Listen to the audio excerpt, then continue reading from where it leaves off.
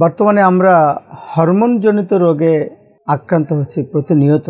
সংখ্যার দিকে বিবেচনা করলে যদি আমরা দেখি যে হরমোনজনিতের মধ্যে কোন রোগ অধিক হারে আমাদের আক্রান্ত করছে, তার মধ্যে 1 নম্বরে আমরা বলি ডায়াবেটিস, তারপরে 2 নম্বরে কিন্তু চলে আসে থাইরয়েড রোগ। নবজাতক শিশু থেকে শুরু করে বার্ধক্য সব বয়সে হয় এই রোগ, এমনকি গর্ভবতী মায়েদেরও। আর এখানে আজকে চিন্তার বিষয়, কারণ রোগ নির্ণয় সঠিক এবং চিকিৎসায় যদি কোনো ঘাটতি থেকে যায় তাহলে বন্ধ্যাত্ব, বারবার গর্ভপাত, বিকলাঙ্গ শিশু, হৃদরোগ সহ নানাবিধ জটিলতা দেখা দেয়। প্রিয় সুধীবৃন্দ, আজ 25শে মে বিশ্ব থাইরয়েড দিবস। আমি doctor Bimal Kumar Agarwala, endocrinologist, Salauddin specialised হাসপাতালের পক্ষ থেকে আজকের এই বিশেষ দিনে থাইরয়েড নিয়ে জরুরি কিছু কথা বলতে চাই। প্রথমে জানা যাক থাইরয়েড কি আর এটির কাজ বা কি। হ্যাঁ, থাইরয়েড হচ্ছে এক ধরনের এন্ডোক্রাইন গ্ল্যান্ড, বাংলা যেটাকে বলে আন্তঃক্ষরা গ্রন্থি। এটি দেখতে ঠিক প্রজাপতির মতো, ছোট্ট একটি অর্গান, 25 গ্রামের মতো ওজন। এটা থাকে আমাদের গলার ঠিক সামনে এখানে, এবং এই গ্রন্থি থেকে তৈরি হয় থাইরয়েড নামক অত্যন্ত গুরুত্বপূর্ণ একটি হরমোন, যে হরমোন আমাদের দেহের প্রতিটি অঙ্গের উপর প্রভাব ফেলে থাকে। তার কাজের সীমা নেই, প্রতিটি অঙ্গেই তার কোনো না কোনো কাজ আমরা দেখতে পাই। আমরা থাইরয়েডের কাজকে আমাদের খাবারে লবণের সাথে তুলনা করতে পারি। একটু ভাবুন বন্ধুরা, লবণের কথাই, আমাদের জীবনের সাথে লবণের অস্তিত্বের কথা একটু ভাবুন তো। হ্যাঁ, লবণ বিনা যেমন খাবার স্বাধীন, গ্রহণযোগ্য নয়, থাইরয়েড বিনা আমাদের জীবন যেন গতিহীন। এই থাইরয়েডকে আমাদের জানতেই হবে। থাইরয়েড কি, থাইরয়েড কি রোগ হয়, কিভাবে আমরা বুঝবো আমাদের থাইরয়েড রোগ হয়েছে।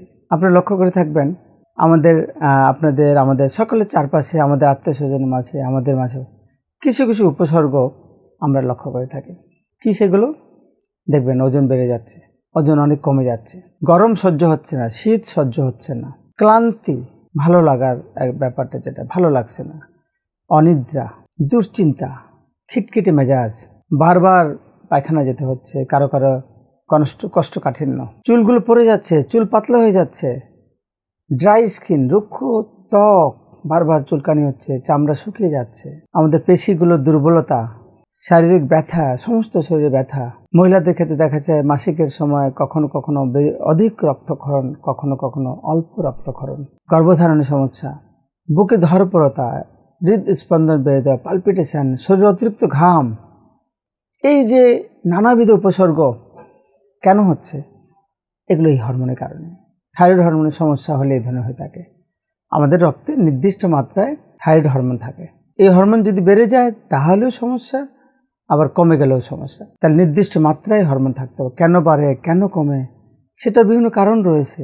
তো এই কারণের মধ্যে আমাদের জীবনযাত্রা, আমাদের এনভায়রনমেন্টাল একটা বিষয় কাজ করে, ভাইরাস সংক্রমণ, আমাদের আয়োডিনের সাথে জড়িত। আয়োডিনের অভাব হলে থাইরয়েড রোগের উপরে প্রভাব, গ্ল্যান্ডের উপর প্রভাব পড়ে। আর সবচেয়ে আরেকটা ইম্পর্টেন্ট যেটা, সেটা হলো অটো ইমিউনিটি, অর্থাৎ অটো ইমিউন রোগ নামে একটা রোগ হয়। সেই রোগে এই থাইরয়েড গ্ল্যান্ডের এই রোগগুলো আক্রান্ত হতে পারে। আর এই গ্ল্যান্ডটি আক্রান্ত হলে কখনো হরমোন বেড়ে যায়, কখনো হরমোন কমে যায়। এই কমা বাড়া দুটোই আমাদের জন্য ক্ষতিকারক। তা আজকে আমাদের থাইরয়েড রোগ হলে আমি কিভাবে বুঝবো, আর এই রোগ নির্ণয়ের সহজ উপায় কি, এগুলো আমাদের জানা দরকার। এই সচেতনতা যদি আমাদের পরিবারের সকলের মাঝে আমরা একটু জানিয়ে দিতে পারি, তাহলে হয়তো থাইরয়েডের জটিলতা থেকে আমরা হয়তো অনেকটা মুক্তি পাবো। তো আপনি আপনার আত্মীয় স্বজন, বন্ধুবান্ধবের মধ্যে যদি এ ধরনের উপসর্গ লক্ষ্য করে থাকেন, তাহলে আপনি দেরি না করে আজই আপনার আশেপাশে একজন এন্ডোক্রাইনোলজিস্ট অর্থাৎ হরমোন বিশেষজ্ঞ চিকিৎসকের পরামর্শ নিন। এতক্ষণে যারা এই ভিডিওটির সাথে ছিলেন সকলকে অনেক ধন্যবাদ। আগামীতে থাইরয়েড নিয়ে আরও গুরুত্বপূর্ণ কিছু কথা বলবো এই আশা রাখি। সবাই ভালো থাকুন।